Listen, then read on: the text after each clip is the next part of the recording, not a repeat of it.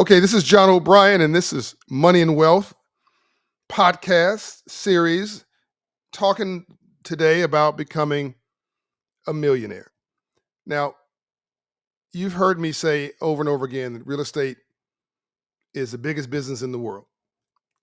It's the biggest business in the entire world, biggest industry, be very specific, in the entire world.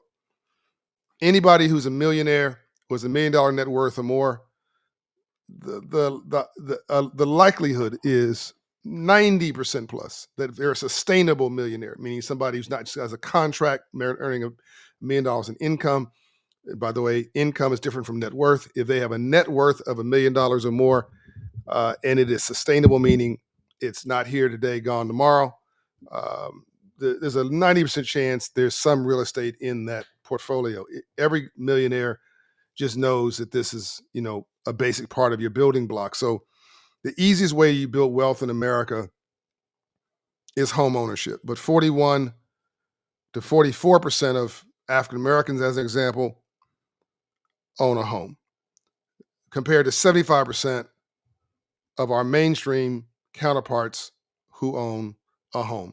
The tax system in America, and no, this is not, geez, is John, this is John's strategy, how I become a millionaire. No, I'm laying the foundation here. I'm gonna actually walk you through how you can do this, I think, with minimal risk and maximum upside, both a short-term strategy and a long-term strategy. But I want to lay the foundation in the building blocks, because we all start in our knowledge of financial literacy, which I believe is a civil rights issue of this generation, and why I wrote the book Financial Literacy for All, and why I founded the largest financial literacy coaching organization in America, Operation Hope, and why I helped to create we created federal policy. I'm sorry, we didn't create it. President George W. Bush and President Barack Obama executed federal policy at the federal level for the first time in this country on financial literacy as a direct result of our recommendation when I was a presidential advisor. So I know a lot about this topic of financial literacy, and I know that some of us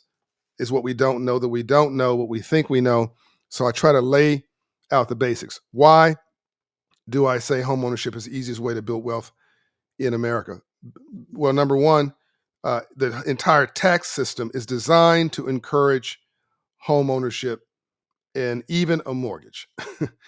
So if you look at the tax policy, if you rent an apartment, and as I've said before, you can rent in places that you can't afford, with people around people who don't want you, with money you don't have, to impress people you don't know, um, and to have conversations in the hall that don't matter, and you don't own a thing. Or you can buy something that you own. And if you rent, by the way, you're opening up that window and you're throwing the money out that window, and you have no claim to it. I have said before on Roland Martin's show, and I believe I said it on Charlemagne's program, that I created from 2017 to 2021 the largest minority owner of single-family rental homes in America. I sold the company Christmas Eve 2021. I'm still a passive shareholder, but I don't have any material involvement in decision making anymore. Um, but we built 700 a portfolio of 700 homes. But I encourage people to, and we gave them a lot of incentives and for going from rent to own and paying rent on time and using minority vendors and all that stuff, raising their credit score, all these programs. But I encourage people not to rent from me for life. Like, rent, and whenever you can, move up to home ownership. There are no incentives for renting. If you have a mortgage, you can write and you pay a mortgage once a year. I would encourage you, by the way, to pay a mortgage every 2 weeks. Doesn't cost you any more. I'll get in that in a minute. But if you pay your mortgage once a month, like most people do in this country, the 2/3 of that mortgage is going to be mortgage interest. So 20 years, approximately, that 30-year mortgage, depending on how your mortgage is structured, is probably mortgage interest. Now, here's the good news. You can write that off your taxes most of the time. So you now get the benefit of the money you're paying on the mortgage you have on the house. You may get that back in a tax refund, whole or part, at the end of the year. You get a benefit of the depreciation of the house. Okay. You get a benefit of the appreciation of the house, the value increase. and you get to write off the mortgages, most payments against the house, against your income. It's a great deal. The tax system is designed to support home ownership. And once you're in that house, there are things that you can also write off that you spend on the house, but that's a whole nother conversation. So the tax policy is designed to encourage people to own a home. Now, brother's going to say to me at a session, I forget where I was, um, I think it was Roland Martin again. My brother responded, online. Oh, why should I buy a home? John Bryan, I was talking about buying a home. I don't own the home. The government owns a home. No, he said, sorry. The bank owns the home. I don't own the home. The mortgage company owns a home. My reaction: if you don't pay, if you don't pay that mortgage, yes, the bank's gonna own the home. Let me tell you something. If I loan you some money to buy a house and you don't pay, I'm gonna own your home. Real talk.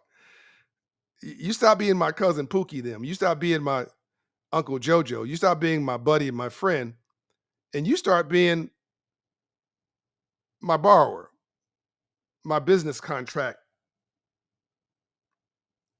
you know, uh, I want to say client, my business contract recipient, uh, and soon the foreclosure notice recipient, because I'm going to foreclose on you. Business is not personal. That's another podcast I will do at another day. Business is business, and we need to see it that way. Now, if you pay that mortgage payment, you do own the home, and you own all the interest tied to that. You own, as I said, you get the benefit of the appreciation, the value of the house after you bought it. You get the benefit of depreciation, which is a tax uh, uh, strategy, a tax reality, really. Um, and uh, you own, and uh, you get the benefit of writing off mortgage payments, which are tax deductible uh, against your income. Now, see your tax policy, see your tax man or tax woman on this. Don't take my specific example. I'm just giving you broad uh, descriptions here. Um, and uh, let me now uh, break down. And by the way, just to get into uh, depreciation specifically, it's really um, uh, gives you some value on the wear and tear and the aging of your car of your house over time. Uh, it's typically tied to rental and investment properties, by the way, which I'm going to get into on how you build a net worth. But I wanted to at least cover all these different definitions so that you're really clear on it. There's a depreciation calculation. Again, talk to your tax pro on this. There's a depreciation formula. Talk to your tax pro on this. So when you're buying a house for yourself, you want to obsess on the appreciation, obsess on the mortgage write-offs. Okay, so now let's get into the meat of the matter. Now that we've made a case for your own individual home ownership for wealth creation, now let's get into what I promised you. Building $1 million portfolio, or having a net worth of $1 million or more. Now, let me be very clear. Um, Making $1 million in income is different than $1 million net worth. You can actually make $1 million income and have a zero net worth. You make money during the day. Thank you, Tony Ressler, my billionaire brother, for giving me, and my business partner and my friend, for giving me this very specific distinction during the time I was building a company with him. Helped me to focus on the right thing. You make money during the day, you build wealth in your sleep. That's what I call making money during the day, making a living. Most people are obsessed with making a living, but they're not making necessarily a life. You build wealth in your sleep. Stocks, bonds, investments, home ownership, small business ownership. I believe education qualifies for that. You build wealth in your sleep. It's a compounding mechanism. Now, let's now deal with how, if you want to build wealth, $1 million net worth minimum in 5 years, you're in a rush, you're in a hurry to do this. Um, well, no, let me deal with the easiest one first. Let me deal with, if you don't mind waiting and you are focused, you're on mission in your life, and you don't mind starting this adventure, this process, your generation is going to live longer because there's the health care and wellness, mostly wellness strategies now. You're eating better, hopefully. You're eating fruits and vegetables and a balanced diet, and you're taking nutrients and you're exercising. You're going to live a longer life. You're going to live hopefully close to 100 years old, years of age, at least to 90, uh, at least to 80, right? So if you're living in a 700 credit score neighborhood, by the way, you lived at least 81 years old. You lived in a 580 credit score neighborhood, 550 credit score neighborhood. If you look at the Hope Credit Score Index, you lived to 61 years old. I'll do a separate podcast just on that. Yes, 15 minutes apart, you live. It's a 20-year delta on life. You live 20 years longer in a higher credit score neighborhood. It's mindset, mentality, um, uh, a surviving, a thriving versus a surviving versus a thriving and winning mentality. Is whether it's a belief system. It's your emotional, spiritual health, basically, that is materializing in access, opportunity, belief, confidence, so on and so forth. The execution of your aspirations makes you happier and less stressed out, and you're making better decisions and you live longer. I'll get into that also in a separate podcast. So now you're don't mind starting at 20 or 22 years of age. You're working somewhere. You don't mind starting your journey now. You gone through college. You got some job, or you're in college. You've got some job that pays you, I don't know, $30,000 or more a year. Okay, and you're going to live on a budget, and you're going to, in this example, you're willing to put aside $3,000 a year. Okay. This is the easy way over 47 years, 45, 47 years to be worth $1 million. You're going to take $3,000 and you're going to put it in a Roth IRA. Now, it doesn't have to be a Roth IRA. It can be a certain, I'm trying to be careful not to make certain stock recommendations here. It can be in a certain type of investment account for publicly traded stocks. It can be in an index fund. It can be in a blue chip, like a high quality stock portfolio. You can deal with, if you want to be culturally enriched, you can deal with a company like Ariel Capital Management, which is a black owned mutual fund. My friend John Rogers and Melody Hobson founded it and run it. Or do business with whoever you like, whoever you're comfortable with. But you can, let's just make this simple and say through your 401k program at your employer, you pick a basket or an index fund or whatever. Again, I'm trying not to be specific here. Or in this case, again, a Roth IRA account. And you're going to set aside $3,000 a year. Now, the key here is that it's going to throw off, on average, give or take. Some years will be higher, some years will be lower. But on average, it'll probably throw off about 7% return. Okay. You're not going to touch it. It's very important here. Put it in, set it aside, and forget about it. Now it's your money. It's not going anywhere. It's not running off to China or Russia or around the world without your permission. Nobody's going to steal it from you. If you ever get into a desperate situation, I encourage you not to think about it in this way, because you will go grab it at some point. Some you will find to rationalize is to tell rational lies. You will find some reason to go punch a hole in this account and grab it. But I'm suggesting that you've invested and forget it. Set it aside and forget it. You didn't make $30,000. You made $27,000, right? You didn't make $35,000. You made $32,000 before taxes. You didn't make $50,000. You made $47,000. Okay. Now, um, and budget around it. Put that $3,000 aside. It's going to get you an average return. Again, some years will be higher, some years will be lower, of about 7%. Now, if you do that and do nothing else, you can still live your life, go on vacations, enjoy yourself. And as you over years, you're going to make more and more money. So this will become less and less painful. Because in your earlier years, you're probably making less money, particularly when you start this when you're in college, right? It'll be a point, you'll get to a point where you're going to forget about it. But if you do $3,000 a year for 47 years, now follow the calculations, 45 to 47 years, you'll be worth about $1 million. Do nothing else. Okay. You do that for um, 60 years.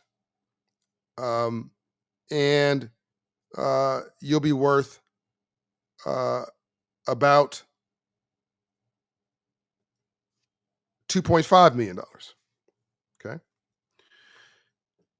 And if you really want to be a baller and you start earlier, or maybe as a couple, you double down and don't and get married and don't get divorced. Okay. Because you can break this, you can cut this number in half and just do it 50-50. Um, you do it for 65 years at $3,000 a year, you'll be worth $3.5 million. But let's go back to the $1 million number because that's something that most people can see line of sight to. It's 45 to 47 years, again, depending on how the markets do. But, let's say in 5 years, the markets don't do that great. They do good, then they do bad. But over the long arc of time, if you keep it in there, keep the money in the market for 20 years, there's never been a 20-year period of time in the US where the markets didn't, on balance, go up. I'm talking about the stock market in this example. I'm not even gone on real estate yet, right? So invest it and forget about it. In there's three things that have not gone down in the history of the United States of America: stock market value, real estate values, and the GDP, gross domestic product, the income of the nation. That doesn't mean that there are not going to be dips. You go up, it dips, right? But it always corrects above the line. It has always corrected above the line. So invest it and forget it. And that's the easiest way. And that is the least volatile way, is the least risky way. Now, you say, I don't have 45 years. I'm not that patient. I don't want to get married and rely on splitting this responsibility with my mate. Um, I don't want to wait, you know, 45 to 60 years, right? I want it now. Okay, here you go. Here's some, now write all this down. I want you to get, when you're 20 years old, a term life insurance policy. I want you to get a policy for $100,000. It'll cost you, if you're in great health, it may cost you as little as $10 a month. And the older you get, by the way, the more expensive the policy. But if you're 20, 30 years of age, 35 years of age, and you're in good health, this should not be expensive at all. If you can't get $1 million policy, it will cost you less than $100 a month if you're in good health. $50 a month, I've seen it. All right. That's not the key to the policy, the strategy either. But if you, God forbid, you drop dead before you, and you've had children before you enter the heart of the plan I'm telling you about, if the minute you get this policy and you pay your premiums and you're having children, you're starting a family, um, you drop dead. I don't know how long you're gonna live, but I dang sure know we all will die. All right, it's not a mystery.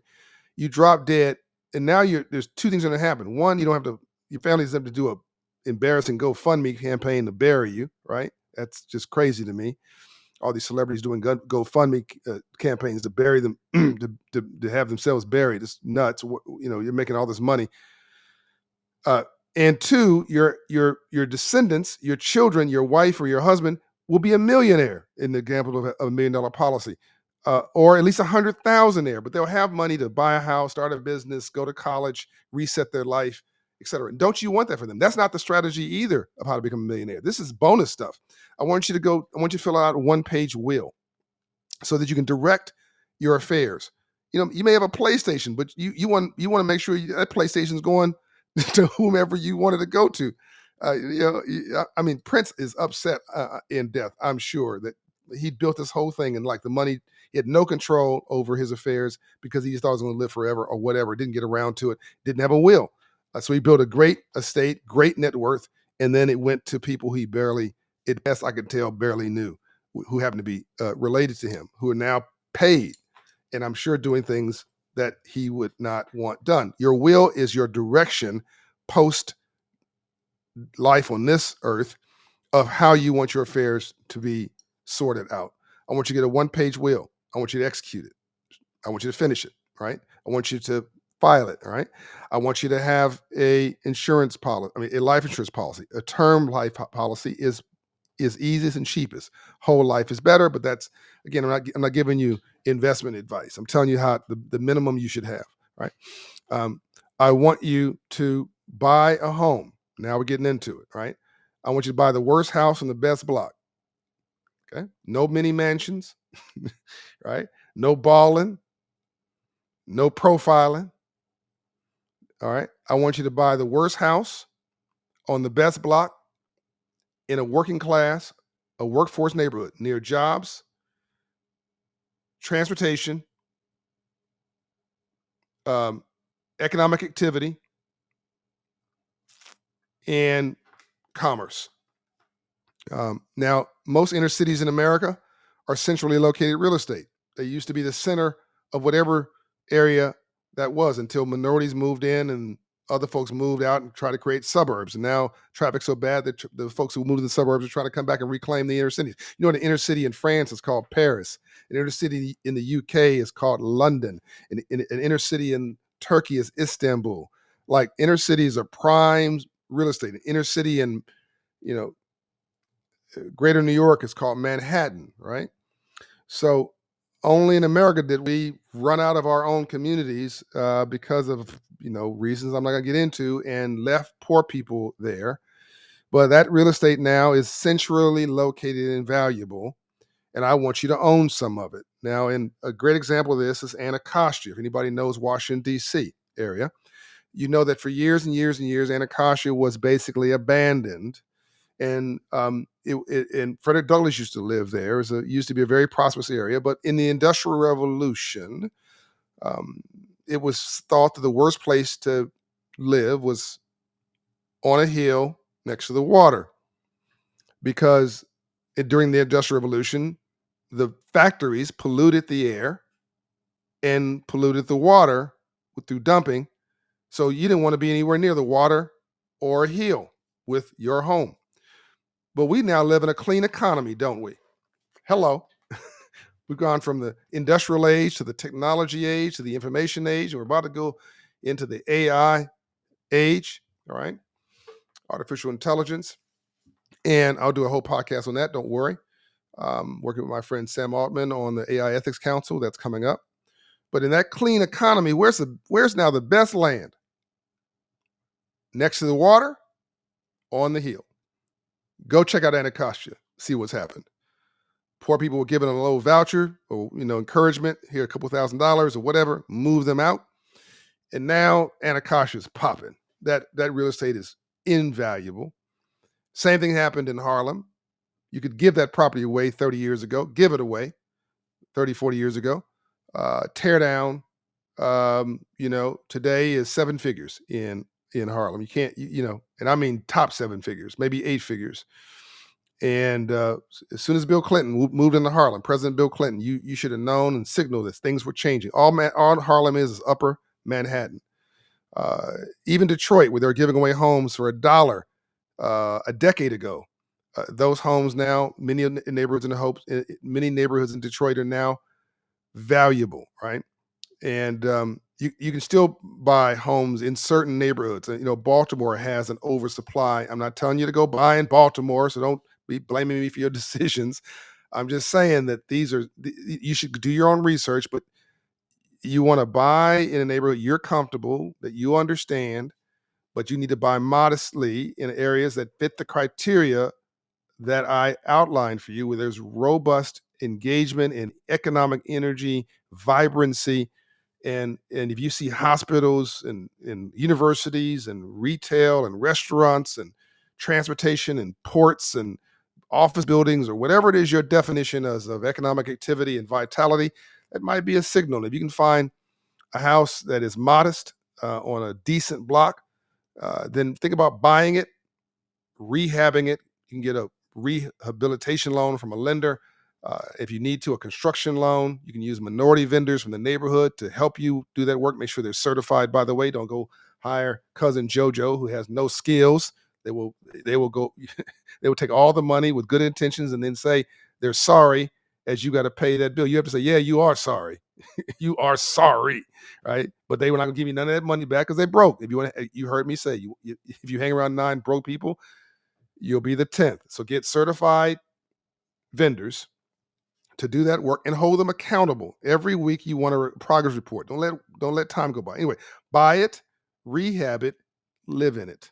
I want you to buy something modest now, right? No mansions. I'm not talking about millions of dollars, $500,000. I'm talking, and you may not be able to do this in the city you're living in. You may have to go where the puck is going, meaning you want to go where the market is going, with some place that's still growing. If you see on the front page of your newspaper in your town that real estate values are at an all-time high and people are becoming millionaires and zillionaires, well, that deal is probably done. That money's been made. Manhattan, the money's been made. You can get a nice lifestyle, but you're not getting rich or building wealth overnight in Manhattan on real estate. That's not going to happen traditionally. And if you want to go restructure some office buildings, which is a whole nother conversation, that's a different thing. But that takes deep pockets and a lot of courage. I'm talking about, I'm talking about a second tier city. Atlanta used to be considered a second tier city, but there's suburbs outside of Atlanta. There's 7 counties that surround Greater Atlanta. Go to one of those counties. Go to some place that's 20, 30 minutes outside of Atlanta proper. Go drive the neighborhoods and find a home in a nice neighborhood with a tree in the roof, right? Right. But buy something, or go to Columbus, Georgia, or go to go someplace right outside of Nashville, or go someplace Memphis, wherever. I'm not telling you where to go. I'm telling you what you need to look for, right?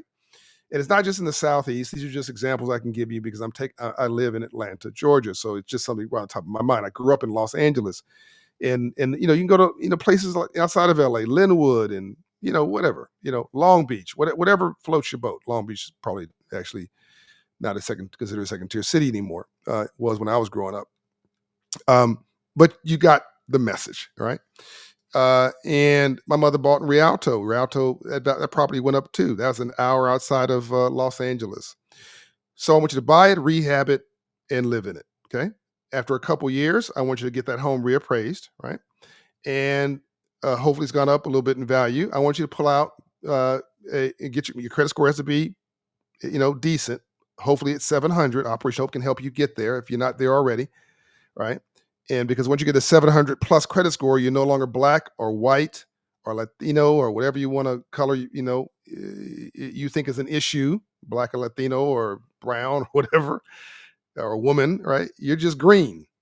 And the computer at midnight just says yes when you put that application in, if you have a very high credit score, because it's just analyzing, your risk factors. It's not looking at what color you are, whether you're male or female. Okay. So you're going to take a home equity line of credit out, right? Which, by the way, in most cases, you can also get a tax deduction on if you check with your tax pro. You're going to use part of the the home equity loan, and I don't want you to sell that first house. You just want to extract a little bit of equity. Don't over leverage yourself, right?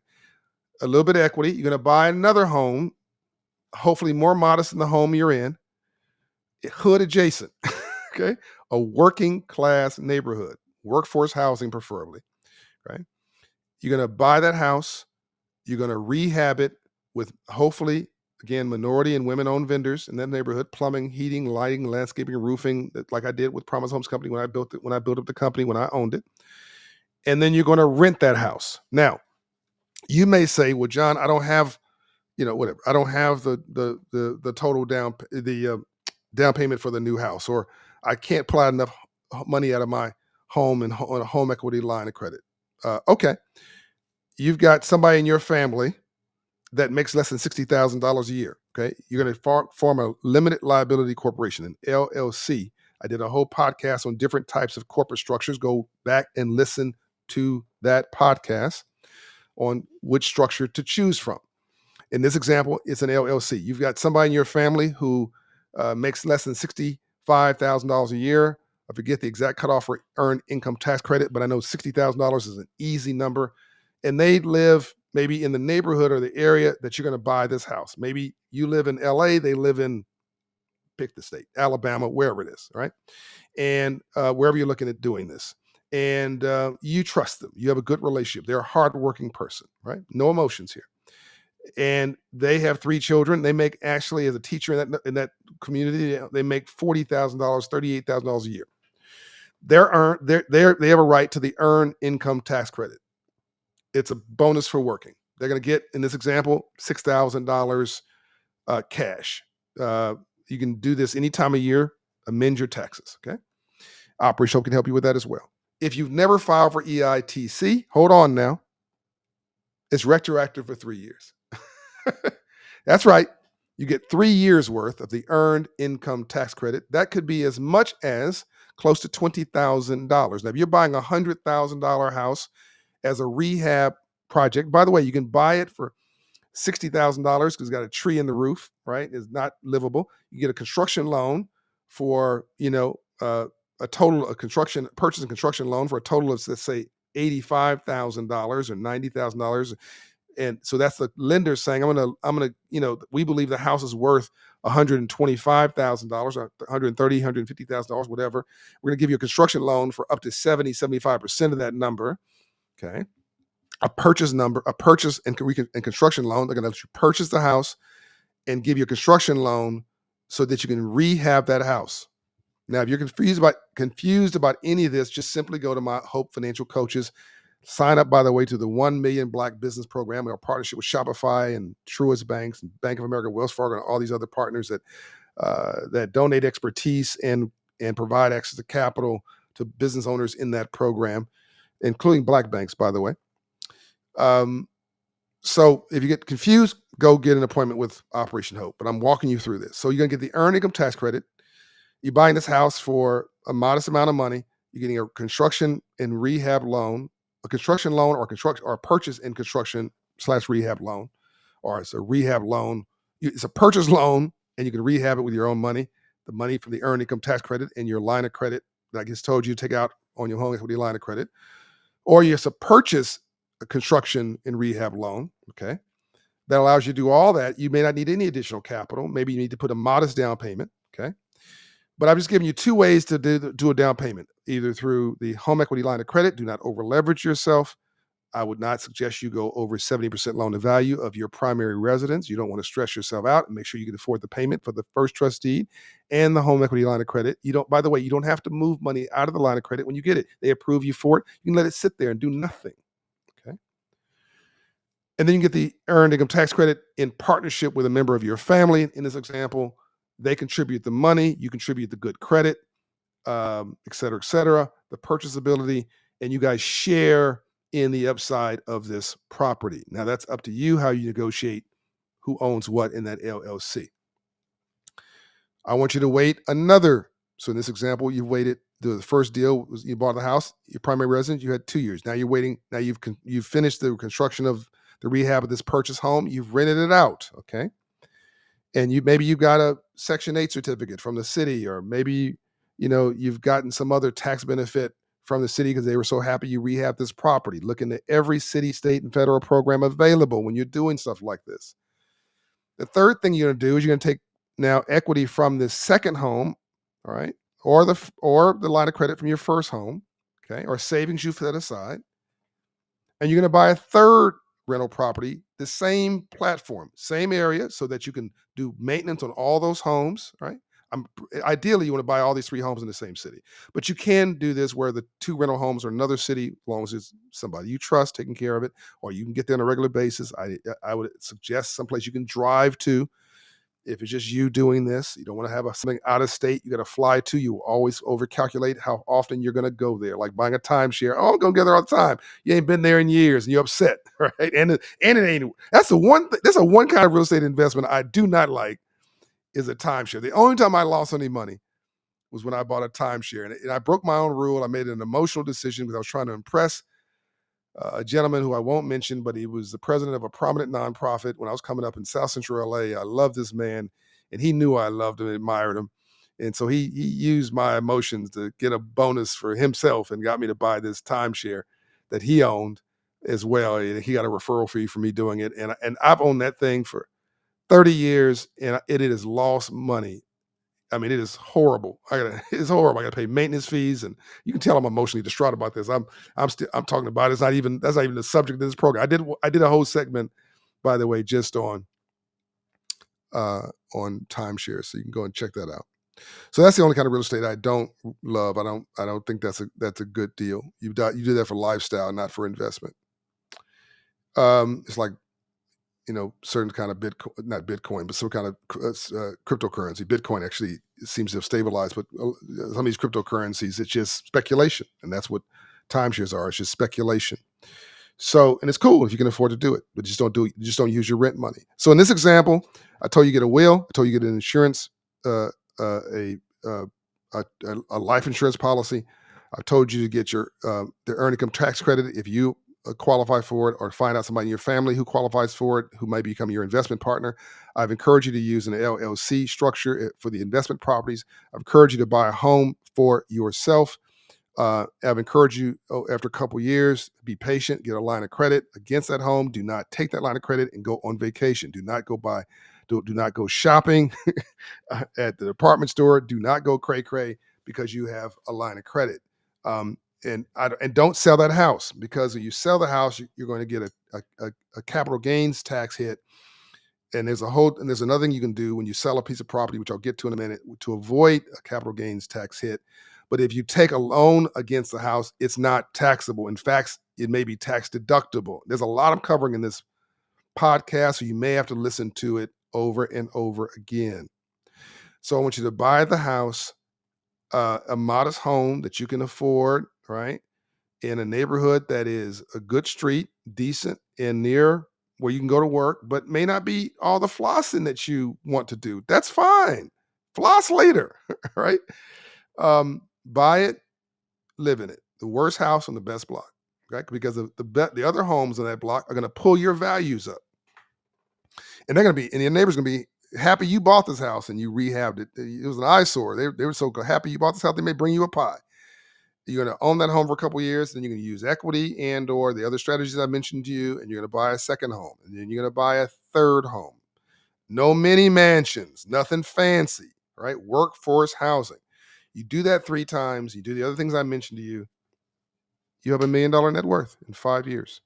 Now, that's the way you do it in 5 years. That's one strategy. Another strategy is to start a business. Now, you can take some money you've been investing, right? Maybe, and I'm not going to tell you where to get this money from. I want you to put, by the way, 401k programs are easy, free money. If your employer has a 401k program, you need to be in it yesterday. That's free money. They're putting $1 in for every dollar you put in. It's your money for life.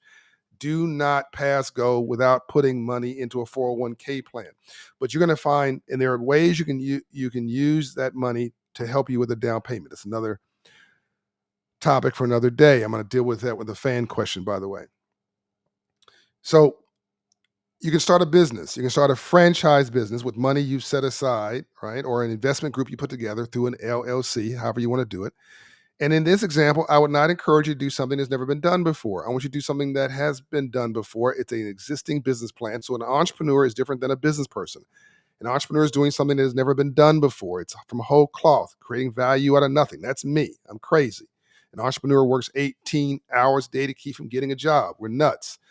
But that's the highest risk and the highest reward. A business person, businesswoman or businessman, is using an existing business plan, a franchise.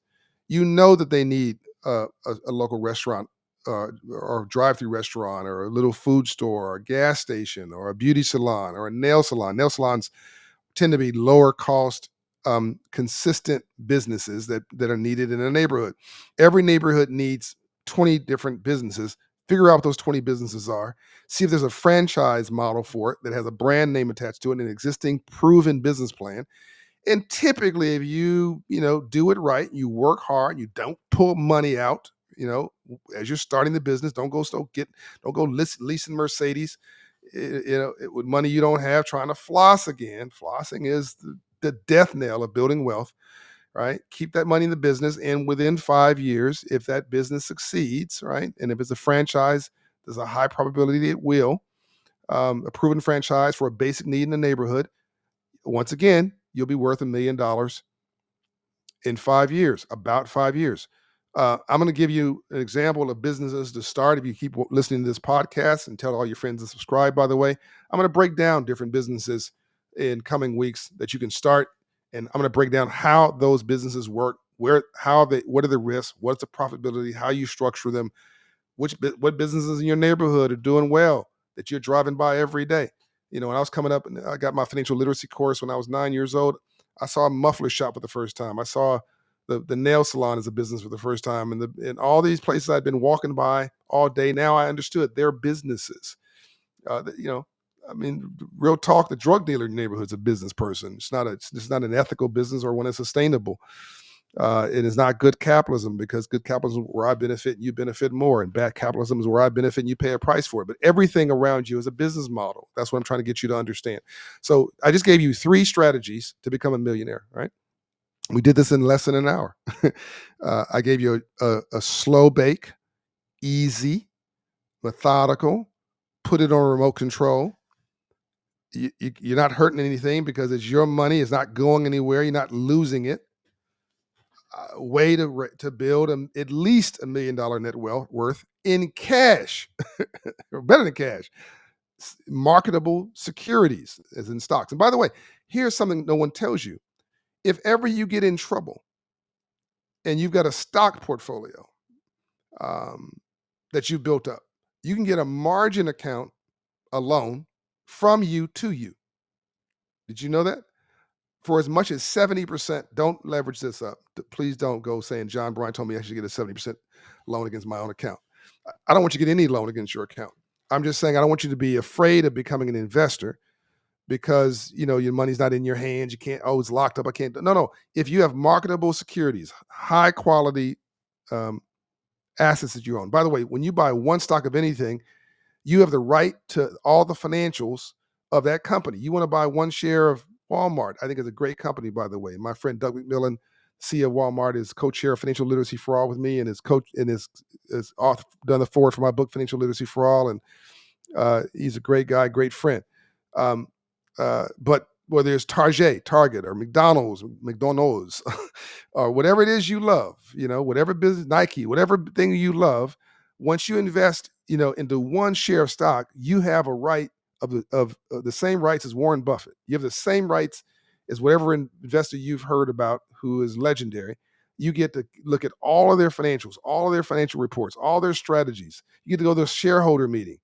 I think you should give your kid a stock certificate framed. They don't do stock certificates so much these days, but because it's all digital. But you can still order one, and I'll maybe put a link in the video version of this podcast. I'll put a link where you can get a company that I know here in Atlanta does stock certificates. You can frame and for your kid's birthday or graduation, or whatever, and put it on their wall so they can see it, and they have a right to now, just like any, like the biggest shareholders, they have a right to go to the shareholder meeting and vote and all that stuff.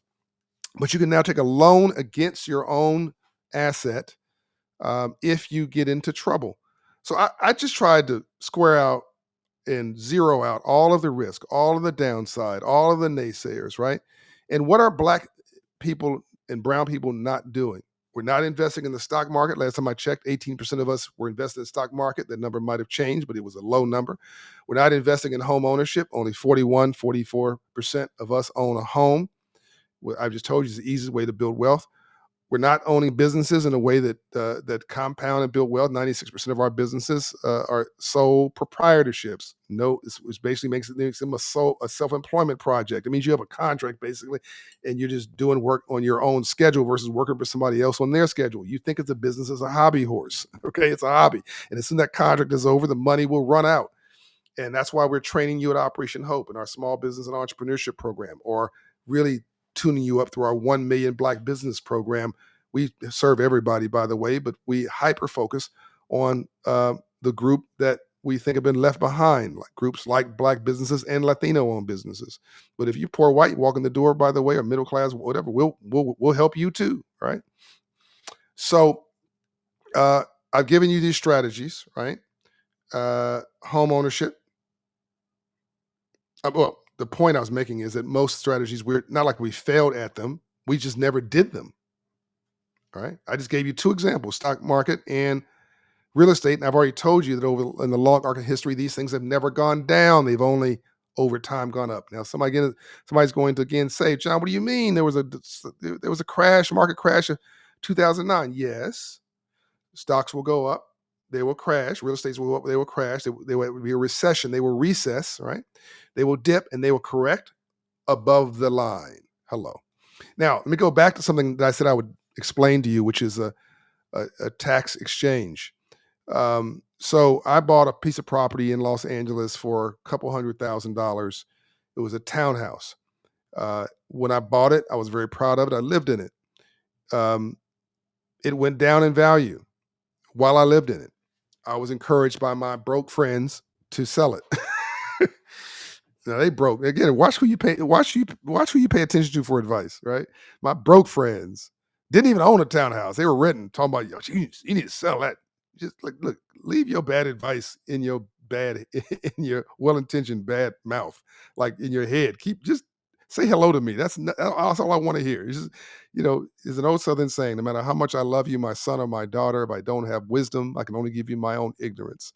So out of love, we pass down bad habits and bad advice from generation to generation. It's what we don't know that we don't know that's killing us, what we think we know. We never got the memo. That's my third or fourth book. I think it's my third book. We never got the memo. Is what we don't know that we don't know. So stop listening to people who have give you bad advice on no experience, right? So that my friends, quotation marks, told me to sell my house. Luckily, I didn't pay attention to it, the condo. I moved out and rented it out to tenant, and they were slow paying, but they paid, and I had to pay the property taxes every year, but it was mostly covered by the renter. And I forgot about it. I set it and release it, just like I told you to put money aside, set and release. I just forgot about it, and because I just figured, it can't be, over time it'll at least be worth what I paid for it. So a few years pass, and I moved to Atlanta, and I'm trying to buy a piece of property that's about $750,000. And I call my friend, a broker in Los Angeles, happened to be a person of color. Mr. Lowe is his name. And I said, can you check on this property for me? And he said, sure. I said, well, what do you think I can get for it? He said, well, because I had a couple properties I was selling. He said, well, this one you can probably get $750,000 for. I said, what did you say?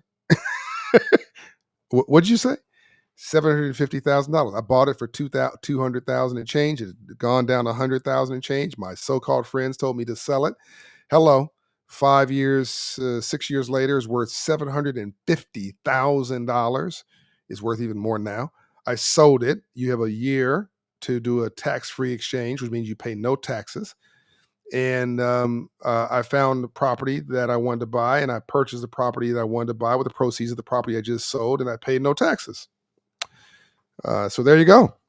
And you want to check with your tax man on all this stuff. Don't listen to me and say John Bryant told me to do this. I'm just giving you, uh, examples of what you can do, but you need to check with your tax pro and or my Hope Financial coaches for exactly what you should do or how to do it.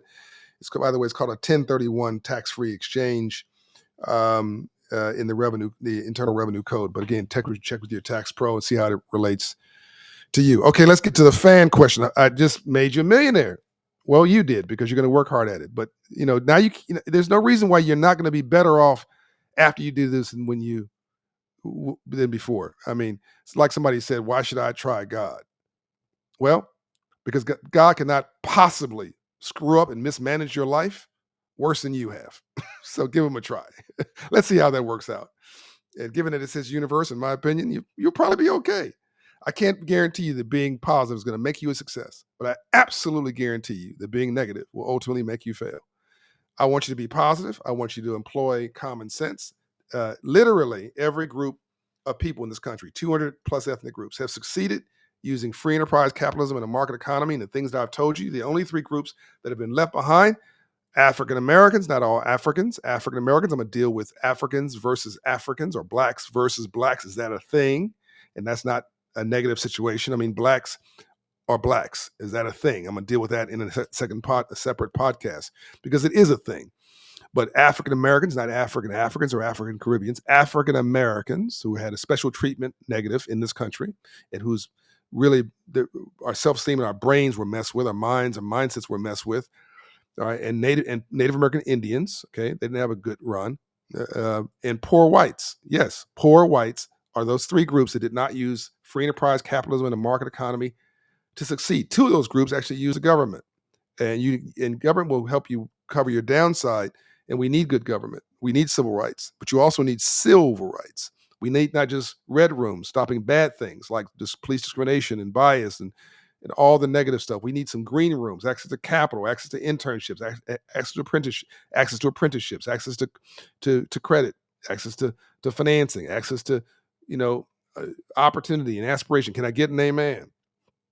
This is a church of what's happening now, and what have you done for me lately?